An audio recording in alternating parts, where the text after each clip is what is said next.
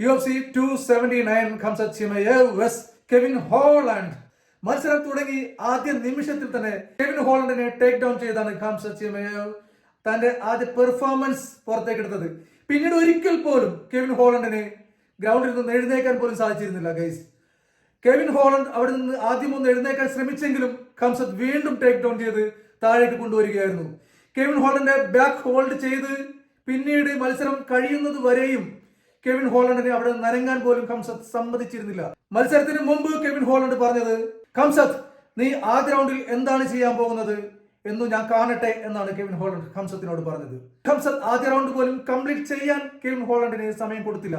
2 മിനിറ്റിന് ശേഷം Kevin Holland ഖംസത്തിന് മുമ്പിൽ അടിയറവ് പറയേണ്ടി വന്നു. ഇവർ തമ്മിലുള്ള ശത്രുത എത്രത്തോളം ഉണ്ടായിരുന്നു എന്ന് വെച്ചാൽ ഇവരുടെ പ്രസ് കോൺഫറൻസിലും ഇവർ തമ്മിലുള്ള ഫേസ് ഓഫിലും നമുക്കത് കാണാവുന്നതാണ്. പരസ്പരം വെല്ലുവിളികളും പോർവിളികളുമായിട്ടാണ് ഇവരുടെ ഫേസ് ഓഫും പ്രസ് കോൺഫറൻസും നടന്നത്. കെവിൻ ഹോളണ്ട് ഖംസത്തിനെ പറ്റിയ എതിരാളിയല്ലെന്ന് MMA ലോകത്തിന് ഖംസത്ത് കാണിച്ചു കൊടുക്കുകയായിരുന്നു.